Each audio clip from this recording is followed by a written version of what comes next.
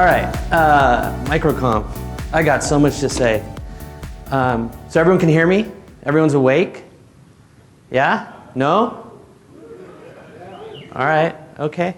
Where do I begin? So this is my favorite conference. I've been to a lot of conferences over the last 10, 11 years almost about technology. And I don't want to miss it. For the life of me, Kissmetrics is sponsoring it this year. That took some convincing from our marketing person, but I'm just kidding. It was easy. And so the reason I love MicroConf is because it's all about self-funded entrepreneurship. I'm specifically today going to talk not about tactics, and I'm actually going to talk about a whole bunch of stuff that is related to things that I think matter as you're a self-funded entrepreneur. Ways to think about different stages of your business, and kind of a few other things. This is stuff I haven't talked about before, and you probably won't get a lot of tactics from me because the conference is full of tactics. And so the biggest thing that I keep hearing, and I know some of you that have talked to me about this understand my issue here, is that a lot of people consider themselves bootstrapped, and I think that's incorrect. We don't have straps, we don't have boots, we don't pull ourselves up from them. It's very old terminology. So I would encourage all of you to use the word self-funded if you haven't raised money and if you're self-funding your company. So we should be proud of that. And I think bootstrapping takes a little bit of that away from us. So that's my rant about that. But more importantly, the one thing that I would say that is sort of probably most exciting for me, and I promise I'll get away from philosophy pretty soon. This is the last slide of that. Maybe not. Is this idea of freedom of time. And in my experience, there's basically two ways that you can get that. One way is that you start some business, either you raise money or you start the business and you sort of then raise money, and then you keep raising money, and then you end up like the founder CEO of Box.com, who has 4% of the company before they go IPO. And yes, he's going to make hundreds of millions of dollars, but that's kind of the common situation when you raise money, is you end up with a very small percentage of the business. And I think Rob was actually telling me to, or he was saying there's a unicorn study that says 34 out of 10,000 companies that raise money, I guess, they end up actually having an exit, having $1 billion exit. So that's one way to get freedom of time. You raise a bunch of money, and you grow a business, and you have thousands of employees, and then you sell your company. That's very uncommon. But you do end up having freedom of time. You have tens of millions of dollars, if not hundreds of millions of dollars, and you get to do whatever the hell you want with your time. The reason I'm excited about this conference, I'm excited about the opportunity all of us have, is that we can get freedom of time in a different way. And the way we can do it is we can sit there, build our own software, charge actual customers for it, and just start making money and do whatever we want. And that's what's exciting. I think more people in this world can get that compared to raising money and selling a company for millions and millions of dollars or billions of dollars or going public. So anyways, that's my rant. It's over. That's why I'm here. This is very exciting for me. It should be exciting for all of you. I was going to have my friend do a dance, but he didn't want to do it.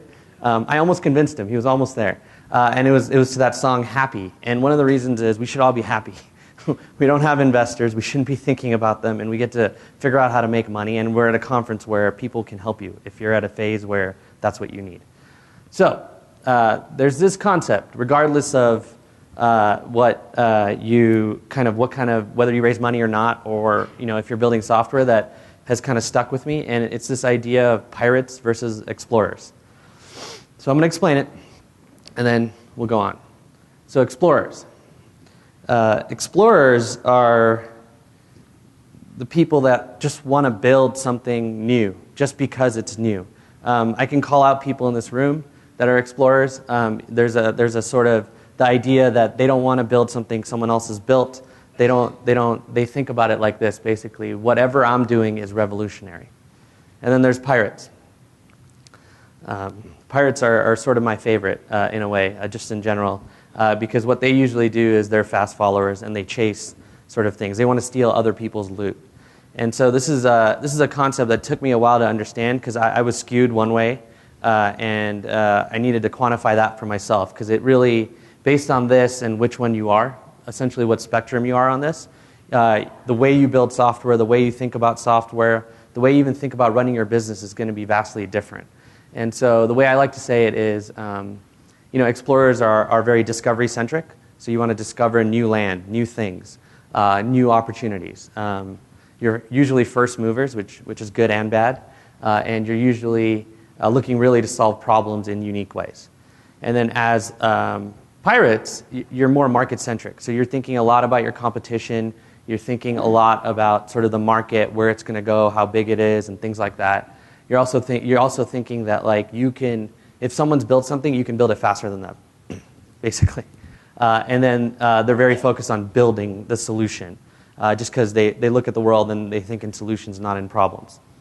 So what I'm curious about is, how many of you would consider yourselves more like a pirate?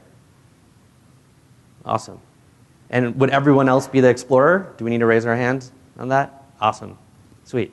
Okay, so it's actually a pretty even mix. And I'm glad it resonated with you guys, because this is the first time I've talked about this, and it's something that actually defines how you build software, how you think about building products, and things like that. And some of the people I would have guessed actually fell in the right camp as to what I would have guessed. And I think it's a spectrum. What I can tell you is, if you start a company one way, it's very difficult to make the company work the other way. And so just be conscious when you're starting, or even right now, which one are you? How do you think about the world? What makes you get up in the morning and actually want to write code, talk to customers, sell your product, whatever it may be. All right, so my philosophy is really over now. Now it's going to be very tactical, hopefully. No, I'm just kidding. Still strategy. So that's what I'm supposed to talk about today. And so, and that's what I wanted to, because I've talked about tactics. You're going to hear a lot of tactics. You're going to get those three sort of takeaways. I wanted to give sort of a better framework based on things that I've learned. So this is actually a revenue graph of Crazy Egg. And the three phases that I'm going to divide up the rest of the talk in is start, scale, and grow. And so before I get into it, I'm curious, who's just starting? You barely have a product. It's an idea. I know we did a poll, but like this is a little bit different. Okay, great. Who's scaling? Scaling is like you have something, you need to figure out what to do next. Okay? And then who's growing? Growing is like you might be spending money on acquisition, things like that. Awesome. Okay, cool. So it's actually relatively even. I think we're stacked a little bit on start. So I'm going to talk about these three phases. And then first, I'm going to talk about this little formula. I'm not an engineer. I fake it. I know engineers like formulas. So this is the formula. It's basically focus, sequence equals speed. And there's a different way to think about these three things depending on what phase you're on. So the way I think about it is that at any given point in a company, I don't care if you're venture-backed or self-funded. In this case, all of you are hopefully self-funded.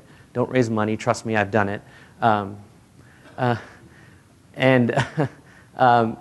way I think about it is you can only go as fast as you can if you figure out what you should be focused on right now in the phase that you're in, and if you figure out how to sequence the things you need to do to move as fast as possible. So that's kind of the formula I like to use to think about kind of where you're at and what you should be doing. So in the start phase, our graph looked like this. This is our revenue graph. It's not monthly recurring revenue. It's straight up revenue. And the reason is it's kind of, if you notice, between the start and the end, it actually didn't grow that much. And you'll see in later slides that it grows more. And you're really just trying to figure things out. And when you're trying to figure things out and you're just starting out, what you're trying to do is what I call find the pain. And this is like customer pain. Like what's really painful? What's causing people, what's going to solve this guy's problem? What's going to make him feel better about being beat up in the boxing ring? And that's really what you're trying to find out. I mean, if you think about your customer, you can think about them like this little dude that's sitting there looking pretty bad.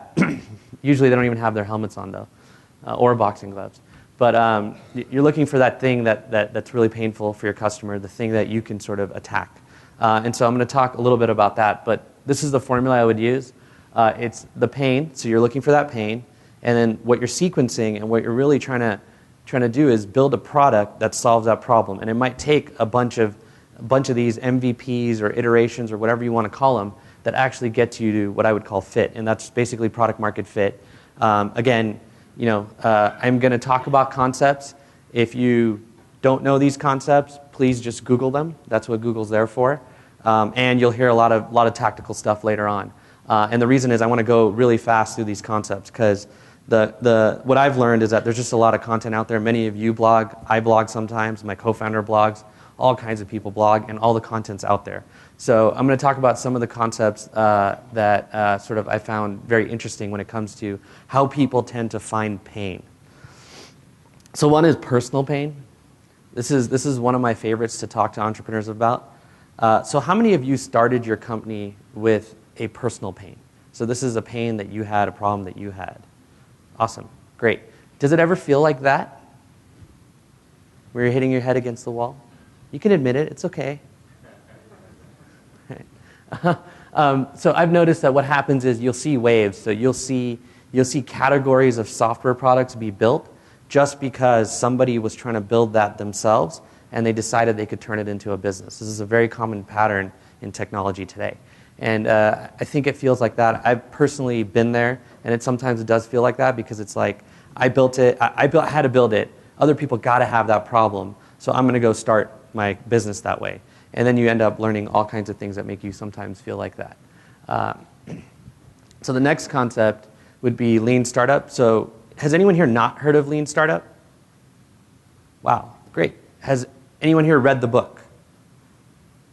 All right, many of you, great. I don't use this terminology anymore. I don't use pivots or MVPs too much, and the reason is I think there's a lot of misconceptions about it. I think this cartoon basically describes the biggest misconception that I get, which is lean means cheap, or lean means you're spending less money. And so that's kind of what's happened with lean startup, but it is a very good way to find pain. There are a lot of tactics in there. In short, from my perspective, it just helps you be more scientific about your startup, about your company, and how you sort of build it. But it has nothing to do with cheap. The next concept, which is a little bit different, is customer development. Again, how many of you have heard of this concept? Awesome. Have you read any of the books on it? There's a bunch of books on it. Cool. How about blog posts? Awesome. Cool. So there's a bunch of people that have written good stuff. Cindy Alvarez, Jason Ivanish, Kevin DeWalt, my friend Patrick, somewhere in this room probably. And he's around. You should bother him. Where is he?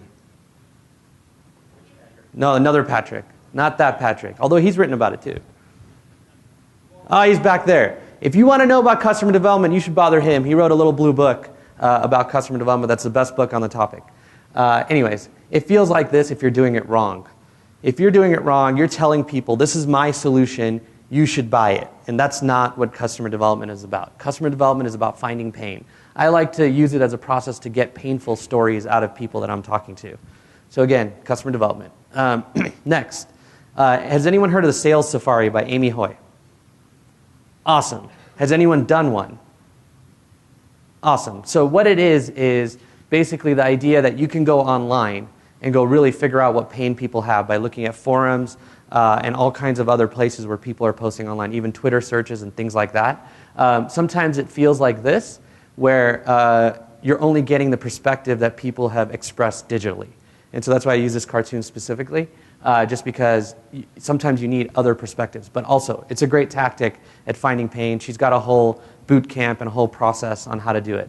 When you're starting out, it's all about finding pain. All these tactics will help you. The next one is one of my favorites, and it's a new one that I've been sort of studying. It's called Jobs to be Done, or the switch method. Has anyone heard of this? Oh, cool. Awesome. More people than I thought. So this cartoon is actually interesting. It's basically the guy saying, I got all these problems, and there's only one solution to them, which is Prozac. And Jobs to be Done, the whole process and the whole way it works is the philosophy and the ideology is that people are hiring your software, your product, to do a job. And you need to identify what job they're hiring your product to do. And a lot of it has to do with situational analysis. So what situation are they in when they decided to hire your product? It's really cool. You should look it up. There's a podcast. There's a lot of content about it. There's an awesome milkshake video about Clay Christensen, who came up with the concept, talking about why people hire, basically what job does a milkshake do? Why do people hire a milkshake? And what job does it do in the morning? So this is the one that's kind of new and fancy. Now, one thing you'll notice about all these different tactics to find pain is that they're all a little bit different. they're all a little bit similar. It really just depends on like what your SKU is. If you don't really want to talk to people on the phone or Skype or in person, then you might want to do a sales safari. If you don't mind talking to people but are very biased when you do it, you might want to use jobs to be done or some very structured process to kind of understand the pain. But either way, please figure out the pain. Otherwise, you're basically going to build things people don't want. And that's not what you need to be doing, especially when you're trying to move as fast as possible and are self-funded and it's your own money. This is another one that's just a quick aside. A lot of people are afraid of charging for their product just in general, or they're charging too little, which is a whole different story. So one thing I would say is charge people early. There's probably the one case study that I can say is the most interesting in charging people early. That is a SaaS product, and at the time it was self-funded. So it's the folks at Buffer, and there's a whole bunch of blog posts about how they did it. But even before they built the product, they just had a landing page and it said, see plans and pricing, or plans and pricing. And then it went to a kind of get notified sort of screen. So they were already, when they first started, testing this idea that people will pay for this product. And then the next step they went into was kind of the next one on the right, where they actually put a pricing page in the middle, and then they went to sort of the get notified screen. So I would encourage all of you, start charging even maybe before you have the product, if you can pull that off. It's really one of the key indicators to determine whether there actually is pain and somebody gives a shit or not. And if you're really early and you just have like an idea, or maybe you have 2 or 3 ideas or 2 or 3 different ways you can approach it, you can create 2 or 3 of these different sort of landing pages. I've even done these once a product is much more mature, just to see if I can extract more money out of people or more value that I can provide them when they're currently using the product. This is kind of last but not least. For the start period for me and the way I think about it, I think size does matter. And what I mean by that is when you're self-funded and you're trying to build a business, the market size is important. And the reason for that is that you might not see it in the beginning, but as you start getting through the other 2 phases of scale and grow, you'll notice that if you can't get enough customers to come to you and you have at most it's like 1,000 or 10,000 customers, you might need to build a heavier organization with a sales process and things like that that become difficult as a self-funded company. Because in those scenarios, you have to invest in people before they actually are producing anything of value to the business in terms of revenue and things like that. For example, for a sales rep, the average ramp time is 3 to 6 months, which means you hire them and they won't be at quota until 3 to 6 months, which means they're probably not making you money for a while. And so the size of the market, your ability to reach the market is actually important to make sure that you can scale the business and grow the business. Scale. So this is the crazy head graph for scale. It looks a little better. I think we got better, but you can see all this stuff is quite wavy. And again, this is revenue, not MRR. If it was MRR, it would look pretty smooth because MRR always goes up. And the reason I did that is because I wanted to sort of show some of the bumps. And you'll see there's sometimes some patterns in the first 2 humps. That just has to do with things we figured out, A/B tests we ran, things like that. So scale, at least for me, it felt like this. It felt like I had a house. It was cool, but the door was closed and there was money all around me. And I didn't know how to get it in my house. And that's really what it felt like. It actually felt like this even. It felt like I could do a million things at this point. And if I don't change anything at all, things will be fine. And that's why you notice those humps. We spent a lot of time trying to figure out what to do. And there were a million things we could do. And so I'm going to talk about how you should sort of get to this point where the money's just coming in your door and it's sort of not a problem. So the formula for this that I think about is your goal is to make things repeatable and get to repeatability as fast as possible. And I called it scale. A lot of people would consider later stages scale, but to me, when it's early, you've started, you've hit product market fit, the next thing you need to do is figure out all the things you're doing manually, all the things that need to be sort of turned into systems and be optimized so that you can actually make things repeatable. And so I would focus on systems. So systems are like, the way people onboard your product, the way that you actually acquire customers, and figure out what systems you need to optimize. Once you figure out the systems you need to optimize, you just start iterating around the optimization. A/B testing, making things more automated that are manual, things like that. One of the things I've noticed is that there's actually I met some non-engineers. I know a lot of you are engineers, but I met some non-engineers that have actually built businesses with 5 figures in recurring revenue completely on Google spreadsheets and a few landing pages. And the way they did that is that they didn't really think about any of this stuff until they got to the point where they had to scale it. And then they actually brought in software and started automating it a lot more. So the trend that I'm seeing is you can get really far in a business if you want to by doing a lot of things behind the scenes that are very manual. And so when you get to scale, you need to think about what are all the things you're doing manually, what are all the things that are not repeatable yet, and how do you make them repeatable? And there'll be some talks, I'm sure, about some of this kind of stuff too. One of the mistakes we made a lot, and we stopped making it recently, I'd say in the last year, is that we would actually drive the business very blind. And what I mean by that is we would think about adding a feature, or we would think about a system we want to make repeatable, and we wouldn't really think about the data. We wouldn't think about the metrics. We wouldn't think about the information. I know there's some irony here. I run a couple metrics companies, but we really wouldn't think about it like that. And so what I would encourage you to do is think about where you're blind, where you're not actually seeing the numbers, where you're not thinking about what do we need to know, what are the numbers, what are things that we need to improve. I think Peter Drucker said it best. It's basically what gets measured gets managed, and in my experience, that's so true. So if you need to make something scale, you need to measure it so you can understand what it is. And this isn't just like things customers or visitors are doing. We started measuring all kinds of things around processes. I mean, the simple stuff is like time it takes for support requests to be turned around.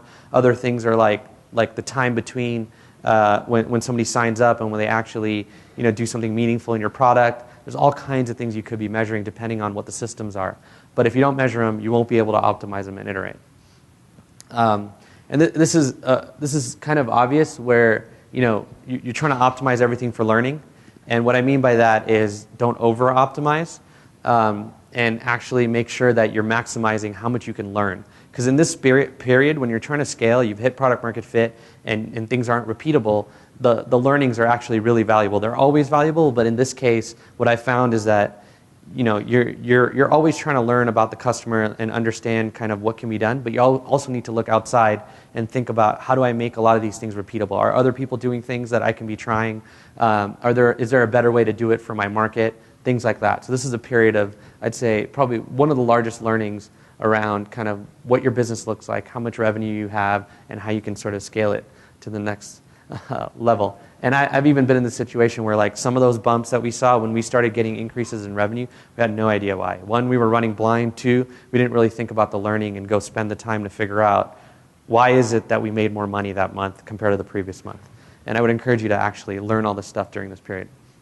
And the last thing, as I was saying, was things are repeatable, make things repeatable, scale things like that. There is one thing that I found very valuable for myself, and I think it's worth repeating. Back when we launched Crazy Egg, this was within the first, I think, 3 to 6 months, we had 37 Signals actually do a heat map of their homepage, and they wrote a whole blog post about it. And then somebody in the comments basically made me a line item for kind of why, the pros and cons of Crazy Egg in a company at the time called Clicks Density, and I happen to be a line item and it says Hiten, very responsive and helpful. So for the first 2 to 3 years of that business, I was doing all of customer support and commenting everywhere I could whenever the product was mentioned. I know this is a common practice now, and I know I just talked about repeatability, but like if I could find the bandwidth, and I do sometimes, I still try to do that as much as possible. We also now have my co-founder Neil, if you ever look at his blog QuickSprout, or even the Crazy Egg blog, you'll see him commenting on literally every blog post and things like that. And I think that builds a lot of trust, loyalty, and audience that that can kind of make you a line item for why someone should go with your product versus another product. You are basically the brand. You are the company. I think everyone that even works with you in your company, even contractors and stuff, represent your company to some extent. So this is just something to think about as you're trying to make things repeatable. There's things like this that kind of, in my opinion, shouldn't necessarily be thought of as repeatable or scalable or outsourced. So grow. This is a lot steeper graph. This is actually the most recent growth, for lack of a better word. This is actually when we first started advertising. We actually had no advertising until basically the beginning of this. And so that's why you'll see some bumps and then some choppiness. And then now we've figured out a bunch of stuff on how to scale the business and more. I think this is probably, for me, one of the most equally frustrating and exciting periods in a business. I've seen multiple companies through all 3 stages now and got to see a lot more. It's so frustrating sometimes to watch the revenue not go up or you not being able to dial the knobs and stuff like that. But it is something to think about. For a while, we kind of had this feeling, and it's this feeling that like, oh, we're making money. We didn't think we would make this much money or have this much success even a year ago or 2 years ago. And this is one of the things about SaaS. Once it just starts working after a certain point, it just keeps working. You could make it work better, but you could also feel like this, like, hey, it's working, I'm good. And so I've been there, and I think resisting that growth, if you bought your freedom of time, and maybe you don't want to do more with it, and you're happy with whatever you're doing, and that's totally fine. I'm sure you'll get bored though, and that's what happened to us in a couple instances. And so in this period, there's a big lesson that I've learned, and I think it's a difficult lesson for some people, but basically you're actually focused on traffic, believe it or not, and I'll explain why in a second.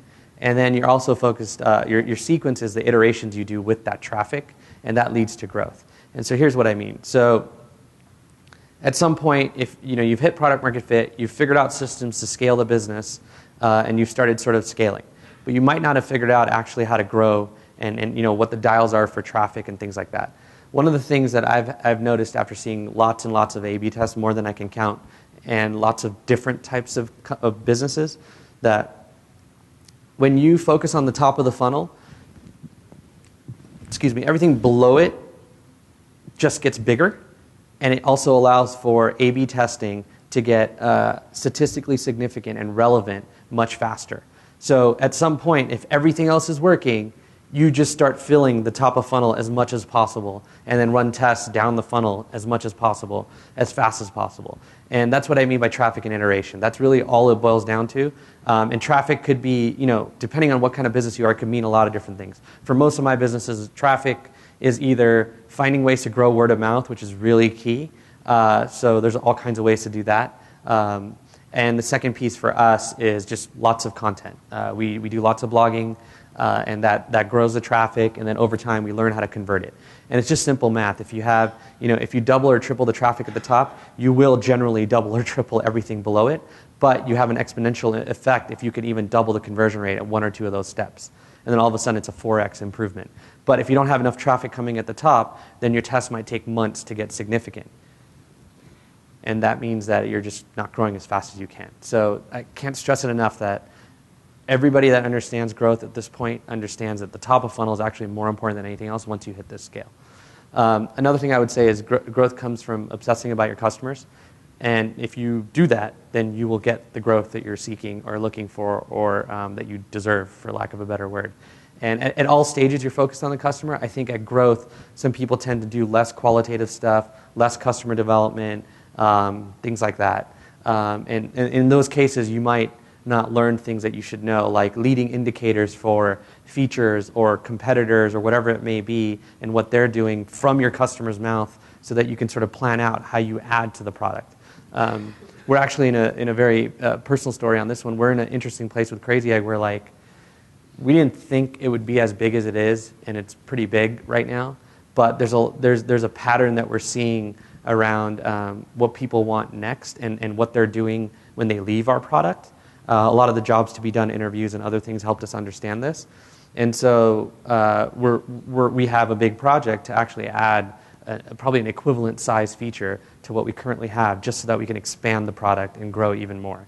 And we wouldn't have figured that out very easily unless we were actually talking to customers and had some hunches around that. And so obsessing about them can really be helpful. I wish we would have figured it out earlier, because then we would have built it earlier. This is also another sort of important point for me, and it's all about time. So at any given point, especially during the growth phase, you can probably do a million things, although it's probably a lot more focused at this point. And plans and things like that. Like I go back and forth whether I like planning or not. Some people say that you can't really plan that far out.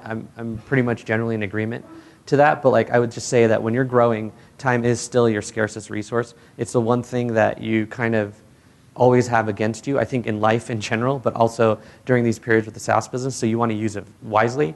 Don't do things that are sort of futile or not worth doing. And I've seen a lot of people get into that. So they're like, oh yeah, now we have all this growth. Well, how do I go, I don't know, do TV ads? And believe it, I've heard that from self-funded companies and stuff like that. And without actually thinking about how that's going to help the business, or if there's some other thing that can help, you're probably going to make the wrong decision.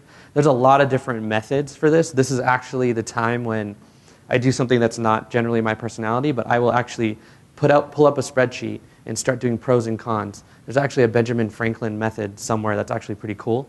You guys should look it up. It's some prioritization matrix. It's very good at helping you make decisions about one thing versus another thing, or whether you should do something or not. I actually tend to do a lot of that instead of planning, just so that I can get to quick decisions about where to spend, let's say, money to acquire new customers and things like that. And this is the last, probably but not least, obvious thing, which is you want to continuously make improvements. You want to do that at all stages, but at growth, like I said, it can be very easy to sit there and be like, I'm good, it's growing, I'm done. And sometimes it looks like growth, but it's really just scale, and you figured out some level of scale. And so you want to continuously think about improvements. You want to think about, how can I make this better? How can we grow more? Things like that. And if you've already set your systems up and figured out how to make things repeatable, you've got enough freedom of your own time, hopefully, if you set those things up, that you can start thinking about these kind of things, the higher level things, the things on like, how do you add a massive feature to the product that's actually going to be good? How do you research it? How do you figure out what to do? So I do want to end with this slide before my last slide, and remind people that like, this is the equation. It's pretty simple. If you figure out what to focus on, and you figure out the order of things you need to do to make that go faster, you will get faster. You will get better at doing things. Also, I feel like this all the time. Like, I have all this energy. I'm like Superman, but I can't fly yet. And so I wanted to leave you guys with this slide. Hey, Hiten, you were talking about strategy within a company. Could you talk a little bit about the way you personally strategize across your companies? So, for example, putting energy into Crazy Egg also takes time away from other things you could do. How do you address that kind of strategy? Yeah, I've been studying a lot about like personality types and things like that. And I think I talked a little bit about that at dinner. But the truth is, like, I'll tell you how I do it, but it really only works for my personality type. And so the way I do it is that I like finding people that are really good at something, like great at it, better than me, but yet I have enough knowledge to know like how they're going to do something, or I've done it before, and hire them. It's that simple. And sometimes they're contractors, sometimes it's full-time people. And so, because for me, I like to protect my time, and I don't mean that like I'm not doing meetings. Many of you know I've spent time with you guys, whether it's here or even on email or on the phone or whatever. But it's like I want to be able to do the things that I want to do, and I think for me, letting other people do the things that I don't want to do is kind of my attitude. So every day I just try to think about, is there something I'm doing that I shouldn't be doing? Right? Like, I've even entertained outsourcing presentations, but I realize that I can't do that. So that's something I want to do with my own time.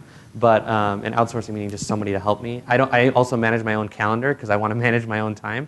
So I would say that like I have a lot of different businesses going on that need attention, but most of the time I'm finding other people to put that attention. And I'm generally, my rule is like, if something's, I'm your first call. This is what my dad taught me actually when I was a kid, but I'm your first call if something's wrong or if you're stuck and you have a hard problem. And I generally have my time open for those kind of situations with anybody that's working with me. So that's kind of how I do it. But I think it all depends on personality types. There's friends of mine that are, just want their hands in everything, and so I think they have a different way to manage their time. So they'll outsource a lot of the stuff that I probably wouldn't, like calendars and things like that.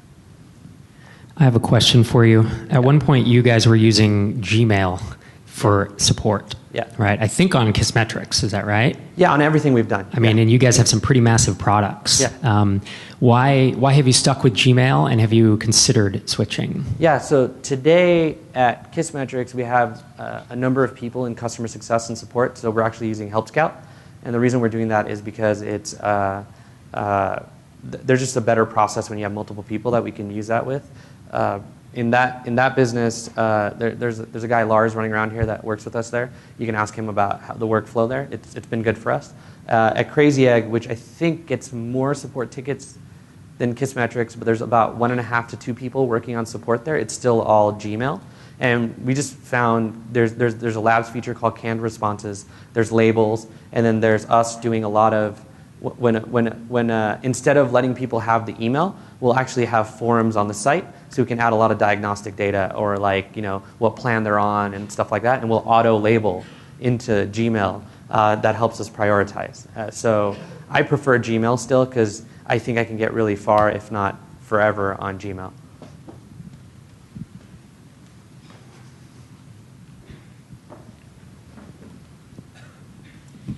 Are there any resources that you would recommend when you're trying to figure out like a pricing model or structure for your products early on? Yeah, pricing. Thanks for that question. Oh. I could do a 3-hour talk on that question, especially for SaaS. I'm very opinionated on the topic. I guess I'll just give you like 3 things that kind of, I'll make them up right now.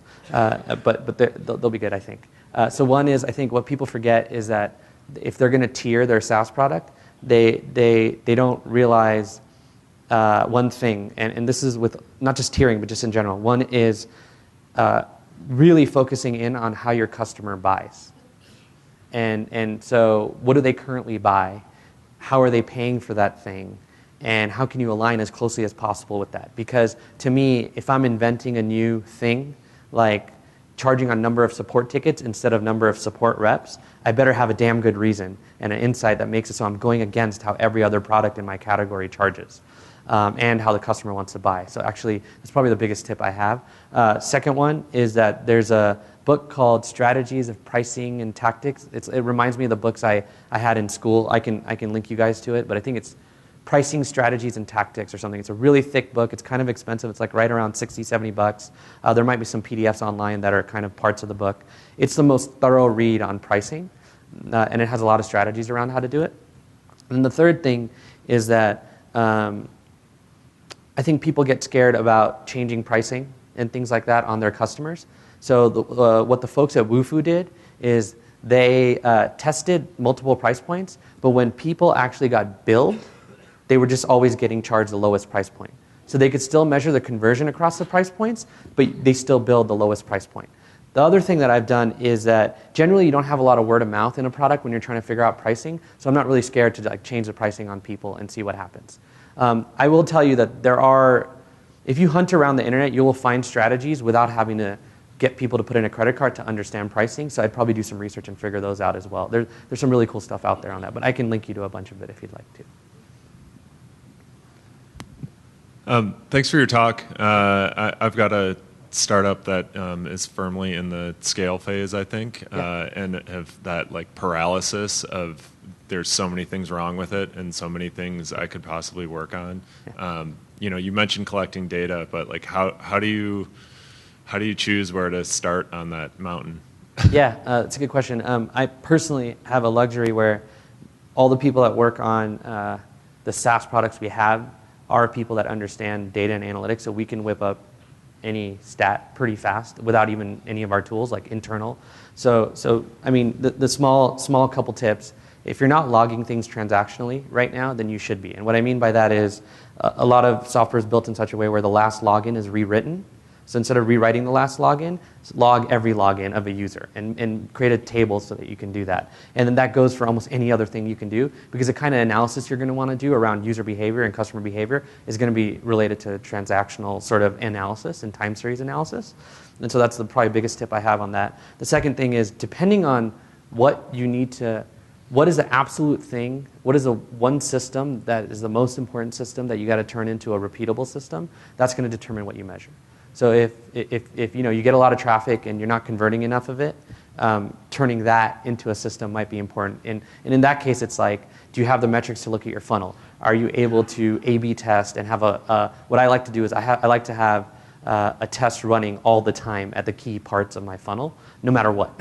Even if it's like just change bold, make it bold, right? Just so that I can have the practice of running it, and that's what I mean by systems. So it really just depends on the specifics of what system makes the most sense. I'm always happy to chat with you, though, if you need help figuring that one out.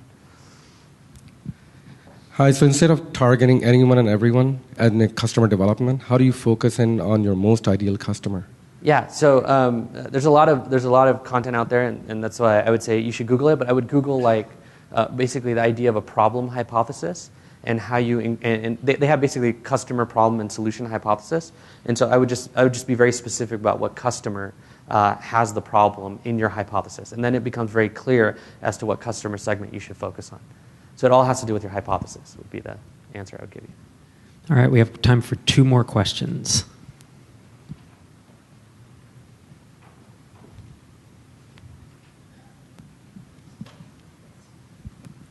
Hi, Hiten. You talked earlier about charging early, and I realize like a lot of us today are building SaaS products, monthly recurring revenue. But what's your thoughts on charging early for an enterprise type application, like a downloadable web app that's targeted more towards the enterprise size of businesses? Yeah. Believe it or not, it might be even more important with enterprise to charge early. The reason is enterprise generally has money. You're usually walking into their office or something like that, or having multiple conversations with them. So I would get really fast to, like, if it's early, I might just say, can we do a 3-month paid pilot where you're actually paying me? Because what I've noticed in my experience is that when you go to an enterprise and you don't charge them for something, it's very hard to get conversations with them, follow-ups with them, and figure out what the pain really is that they have. But when they start paying for something, it becomes a little more real. Even generally, that's true. But I think in enterprise, I would charge way earlier if you could. And that's also a way to signal whether they even give a shit about kind of what you want to sort of do for them. Last question. Doesn't even have to be about his talk. Just anything he's ever spoken about ever. Hi. It's more on the focus and sequence when you're at such an early stage where, collecting data almost seems useless because you probably got a handful of people who are using it. So it's more, how, any talk about, how do you decide what to focus on when you're at such an early stage where you're trying to kind of decide what the pain is, I guess? Yeah, I don't really go heavy on the quantitative metrics early on in terms of when I'm starting, because I think it's much more about talking to the people and understanding the pain. And so quantitative, a lot of your engineers, so maybe you care about being data-driven or data-oriented early on. For me, I'm a product guy. I'd rather figure out what problem do they have? Is it painful enough?